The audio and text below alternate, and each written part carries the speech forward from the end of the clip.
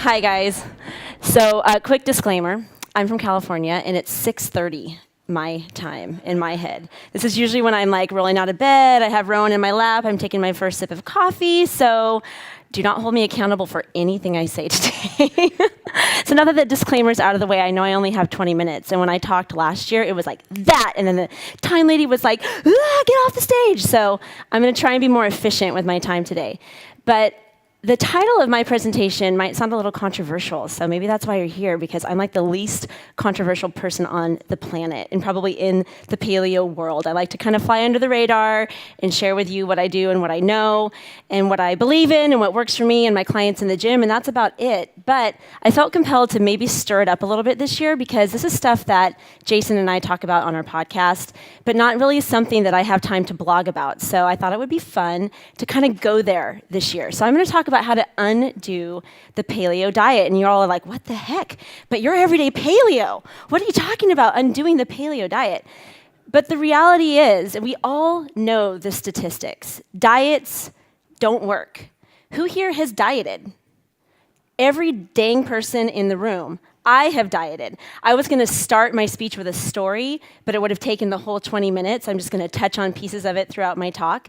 But these are statistics that we can look at and read, and these are facts. 90 to 95% of all dieters regain their weight within 1 to 5 years. The typical American makes 4 diet attempts a year. 40 to 60% of all American high school girls are dieting. I was one of those. I was a vegetarian for about a year. There was one year where I ate Jell-O and turkey breast. That was actually the year that I met my husband.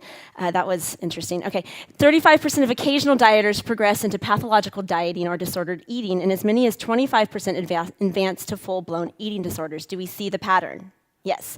75% of American women surveyed, 75% of American women surveyed endorse unhealthy thoughts, feelings, or behaviors related to food or their bodies. I'm just going to let that one sink in. Who here thinks that you might be part of that 75%? Amen, sister. So what makes the paleo diet different? This is something that I had to work through and think about when I first started the paleo diet. I definitely had a diet mentality. When I started eating paleo, I thought, you know what? This isn't a diet. I actually feel good. But you can't erase the brainwashing that we've all been through over years and years and years of living in America. You can't undo that unless you do some serious critical thinking about what food does to our bodies and how we respond to it.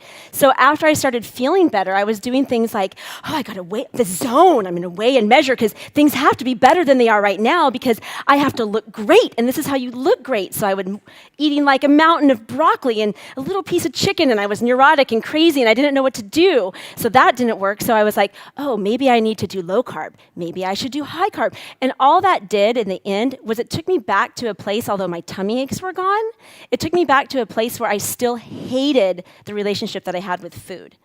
So that first couple years of me paleo dieting, I knew it wasn't a diet. I was logical about it, but it felt hard. It felt like I was doing all those things that I used to do. So eating food that follows the rules, in my opinion, equals dieting. So think about it for a minute. Are you putting paleo in front of everything that you're eating? Because that, to me, looks like a diet. Because if you follow a list of rules, you're still not understanding how your body might react to certain foods. Are you worried constantly about what's on your plate, how much and when? Raise your hand if you've been there. What do we do? What do we do about that? Old diet dogma. So this is how I have helped myself, how I've helped people that listen to our podcast, how I've helped my clients in the gym. We're all unique. We're all different. I know Rob likes to say, sorry, we're not all unique snowflakes. But when it comes to our health and how our bodies respond to food and who we are all unique. My paleo looks different than your paleo. Your paleo looks different than her paleo. However, when we first start this lifestyle, we look at that set of rules and we try and fit it all into our own bodies, and it doesn't necessarily work. Figure out who you are and who you are not. You have to know. Maybe you have an autoimmune disease and I do not. Maybe you have a thyroid condition and you don't. You cannot fit the rules of paleo into every single person's body unless you know who you are. So it takes research, it takes learning, it takes understanding, it takes asking the hard questions. Stop asking, is this paleo? I have had emails from people who are like, I grew this wonderful garden and it had green beans, and I always grow green beans, and I've been eating green beans all summer. And then someone came to me and they said, oh my God, green beans are not paleo. I'm devastated. I'm like, how do you feel? I feel fine. Okay, take a deep breath. I think you're going to live to see tomorrow. You're gonna be okay. So please, stop asking if this is paleo. Instead, ask, how do I feel? Is this food going to nourish me? Is it nutrient dense? Will this choice make me thrive? For me, that has helped my perspective and my relationship with food so much, to just look at the food as what it is rather than putting a label on it. For me, gluten is not my paleo. Sugar is not my paleo. Every now and then, enchiladas on corn tortillas are my paleo, because I know how my body's going to respond, and I know at this point what I can and cannot do. Change your perspective. Erase the brainwashing of eat less, move more, or how much of what, or what time of day, or how often. Instead, worry less and enjoy more. Often it's as simple as that. I have worked with clients who have held on to weight. And I'm not talking about fat. I'm talking about the weight of doing a diet until they simply stopped worrying. And with that, I've seen their shoulders relax. I've seen their mobility improve, their breathing get better, their sleep get better. And yeah, I've seen the fat drop off simply by worrying less. And that starts with going back to what I said earlier, understanding who you are. Focus on step one, getting really stinking healthy. Like I said in the previous slide, yo-yo dieters gone paleo are often just crazy person with a healthier gut. So you have to get really healthy first. And I think that's why the paleo diet tends to stick around and tends to work for people, is because they realize there's something going on here, because I feel so much better. I might still be neurotic. I might not yet be losing the fat that I want to lose. Maybe my autoimmune condition is still flaring up now and then, but I feel better. So there's got to be something to this. I think that's the next step, though, is for us to understand what do we need to do to make this more sustainable for the people who think it's too hard because they still have that diet mentality. I do this to myself quite often now that I have children. I've had children for a long time. I started very young.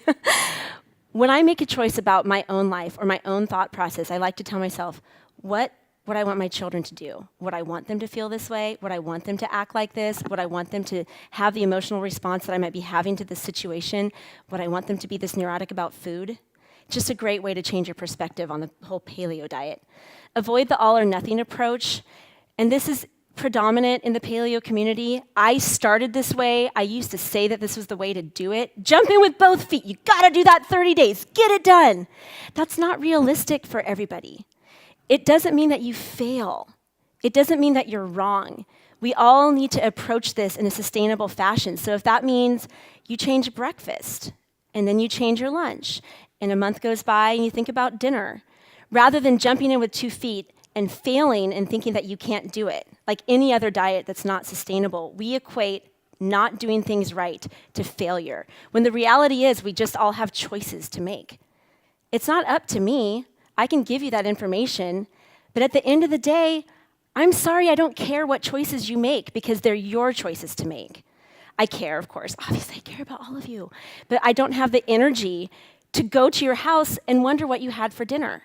It's your choice. It's up to you to make the changes that you want to see in your own life. Avoid the all or nothing approach. I just said that. See, there's the 6:30 a.m. kicking in. Work your way to where you need to be and celebrate each accomplishment, celebrate life, and celebrate good food. We often forget to really enjoy the food that we're eating. And that was the fun thing for me when I started to let my head unwrap around dieting, is that food actually tastes really amazing, and that I didn't have to look at food as my enemy anymore, and that when I sit down and eat, I was eating dinner with Jim Laird a couple months ago, and he looked up at me and he said, how do people think this is boring? How do people not like this food? We were eating a shepherd's pie, and it was unbelievable. It was like gooey potatoes. Yeah, I eat white potatoes every time. Ground beef and this yummy, thick gravy. I'm like, why is this yucky? Why is this hard? Food is amazing. Celebrate food. It's okay. Discover a new food meaning. This is my new passion right now. This has helped me wake up in the morning and not think about what the heck am I going to eat today. I have discovered a new purpose. I don't eat paleo anymore because of my health issues, because I've resolved those. I eat paleo now because it continues to make me thrive, and because I've understood the impact of my food choices are greater and bigger and larger and have way more meaning than what happens to my health. When I first started paleo dieting, I would open a can of salmon, put it on my Trader Joe's salad mix, dutifully eat it, be like, okay, I did that. Now for dinner, I've got to cook my chicken and I've got to cook my vegetables, and then I'm going to eat that. And now I want to know where the heck my food is coming from. I want to understand the choices that I'm making and how they are going to impact my great-grandchildren. I want to know that my kids understand the work that it takes to get real food. Become closer to your food source. When you have a project, when you are spiritually involved in what's nourishing your body, it stops being a diet and it starts being your life. So now we do really silly things like we plant a garden, and it might not be big, but we are actually enjoying the fruits of our labor. It's like tapping into my Native American roots, and it feels so good to grow your own herbs if you don't have a backyard.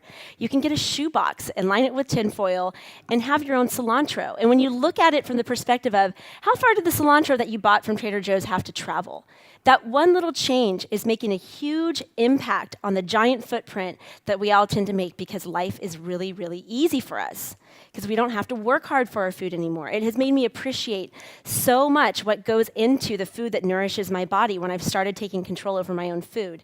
Raise a chicken or 36. I currently have 36 chickens on 1 acre of space, and it is honestly my therapy. It's my meditation. I am like the crazy cat lady, I'm the crazy chicken lady. I have 12 layer hens, and to see them out eating the dandelions and the grass and the bugs and have my kids out there picking them up and going to collect their eggs and knowing what's in those eggs and how they nourish us and feed us, it's unbelievable. I'm raising meat chickens for the first time, and yes, I'm going to cry.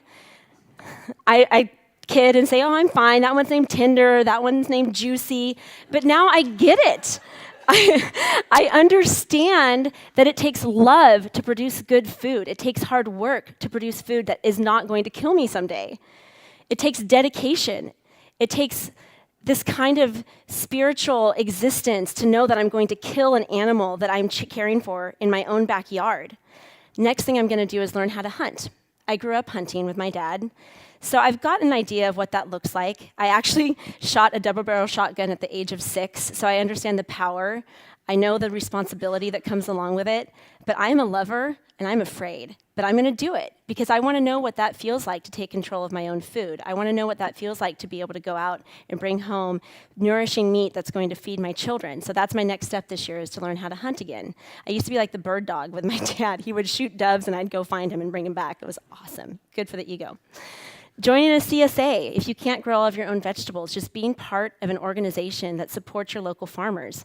We go out to the farm that our CSA is, and my kids get to see the farmers that are working so hard to provide food for them. They get to go out and pick cherry tomatoes. They see the dirt. They feel it between their toes. There's something about that, especially for kids, that helps them understand our relationship with food, that it's a copacetic relationship. It's not something that has anything to do with weighing or measuring or being neurotic or dieting. Support your local health food stores and restaurants. This is a big one. I love Trader Joe's. I try not to go in there anymore. Are they bad? No. Does it help my mental health? Absolutely. I try to go to my health food stores where I can see the little sign that says, grown locally. It's such an amazing feeling. Try it. Start a meal share group. Often we feel alone and we just need community, especially when your support group is based on the internet. Even if you're friends who aren't paleo, try and get them involved and say, here's what I'm eating. Let's do a meal share group, and I'll make your food for me and you make my food for me. It could just be this community thing that brings you together and changes, again, that little bit of perspective. So this is all stuff that we know, but so often we forget it when we've been in the diet mentality. It is more than food. It absolutely is. And I was so lucky to be mentored by the people that I was mentored by, because I was told from day one, you also have to move your body correctly. You got to stop stressing out. How much are you sleeping at night? I feel like I was one of the lucky few that heard that from the very, very beginning. Although it didn't help with my diet mentality, I think it helped me get past it faster because I understood what it meant to bring it all together. You have to be exercising smart. You have to be sleeping at night.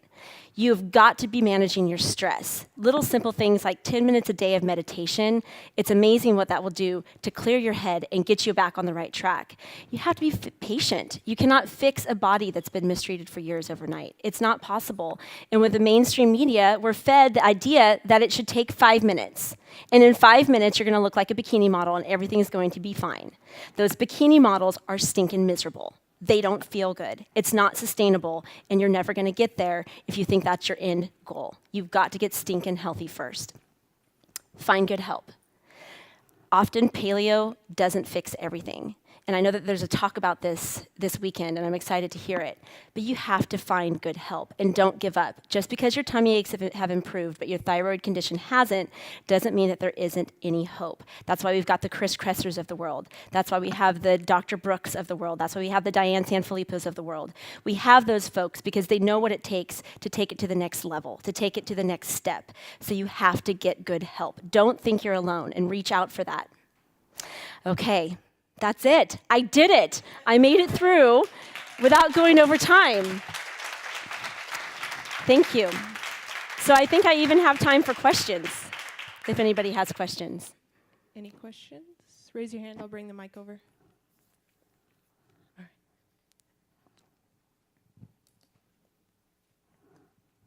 Thanks, Sarah. That was a great wake-up lecture. You are my cup of coffee this morning. Yay, I feel awake now too. Woo. I just want to make a plug for Farm to School. You said about getting your kids out in the garden, but lots of people, families who don't have that message, if their kids participate in a Farm to School program, which is nationwide and fantastic, it comes home and the parents start eating food differently after the kids have been to farms. So I encourage everybody to look for your local Farm to School program and support it. Yay. I have 2 young daughters, 4 and 3. I know Jason has written extensively on this subject, but it really scares me when like that 75% of women surveyed feel so how do you, with these little clean slates, what's the best thing to do to not give them complexes and negative body You have to model it for them. I have little boys, but I want them to grow up and find women who are secure, and I need to model that for them, that know that I don't have body issues. And I think that's what women need to do for their daughters. And I talk about in my workshops, because people are afraid that eating healthy is going to create neurotic children. And really what gives kids that neurosis and that fear and that anxiety about their self-worth is what they see from their parents. So I don't let and I don't do this anyway, I would never let my little boys hear myself degrading myself in front of them. Instead, they see me working out. They see me being strong and powerful and happy and joyful and celebrating what I can do and what I'm physically capable of and what I'm confident in about myself. They hear my husband tell me that he thinks I'm beautiful. So those of you men in here, in front of your little girls, tell your wife she's beautiful in front of your daughters. Give her affection in front of your daughters. Celebrate your woman in front of your daughters. You have to build that woman up that's in your life in front of your children. And I think that's huge. My kids, when I get hurt, when I stub my toe, they're by my side. Mommy, are you okay? Because they see that model. They're not like, whatever. So you have to empower yourself in front of your children, and as a couple, empower each other. It's not about eating healthy food. That doesn't make your kids. I mean, my degree's in psychology, and I studied children's behavior for years. All these studies have been done on how to raise a healthy child, a healthy, mentally stable child. Nowhere in there does it say you got to give him Pop-Tarts. Nowhere. None of it has to do. Food, shelter, and water are the basic needs of a child, but it doesn't say that it has to be Kellogg's. So I hope that answers your question, kind of, sort of. Okay. Amen. Yes. Absolutely. Yes. Yeah. Oh, I guess it's not up to me to pick the questioners. We got to. Oh, over here. Hi, Sarah. My name is Dean from Hi, Dean. Canada. Sarah and I have talked many times. You mentioned something at the beginning that I think is really important. Is that I think people who come to this see people who are up on the stage, and I think there's this perception that we have everything all figured out. That we've adopted this lifestyle and we no longer struggle with things. What are some of the things, or maybe a thing that you continue to struggle with on this journey that maybe you'd be willing to share and some of the things that you're doing to try and overcome that? Totally perfect, Dina. I don't know what you're talking about. I realize I will pay for this later. Yes, you will. Absolutely. No, I like that question because honestly, my struggle always, and I'm sure that other bloggers in the room can relate, that my struggle is when to turn off. Because my first and foremost thing in my life, because people know me as the gal who does everyday paleo, it's my kids, it's my family, it's my husband. So at the end of the day, when I'm on my deathbed, all I really care about is whether or not I was a good mom, if I was a good daughter, if I was a good sister, if I was a good wife, if I was a good mother. I already said that, but that counts twice because it's that important. So when things start to like feel like they're all crazy and out here and I can't hold on to them, I shut it all down. It's probably why I don't have as much blog content as some people, and it's probably why I don't have as much Facebook posts as some people, because I can't help you guys when I'm a wreck. So you won't see me wrecked because I don't let myself get there, because I've learned a long time ago to slow the heck down, because I have to be okay in order to do any good in this world, whether it be for you guys or for my kids. So when I started out, I let myself get wrecked, and then I realized I can't be an example not only to the folks that are following me, but I can't be an example to my children. So yeah, I still struggle with it. I'm a type A personality, and I go, but I've got a support team who tells me to stink and stop. You can ask my business partner, Jason. A couple weeks ago, I gave him a call. Hi, I won't be talking to you for 2 weeks. Goodbye. Click, covered the podcast for me, hung out with my kids in the backyard, soaked up some sun, recentered, didn't look at the Facebook page, didn't look at the blog. That's what I struggle with, but I have it under control now because I want to be here next year and the year after and the year after and the year after and the year after and the year after. And I also want to be here for my kids. So thank you for that question. And no, I'm not perfect. And we're out of time. Thank you so much, Sarah. Thank you, guys.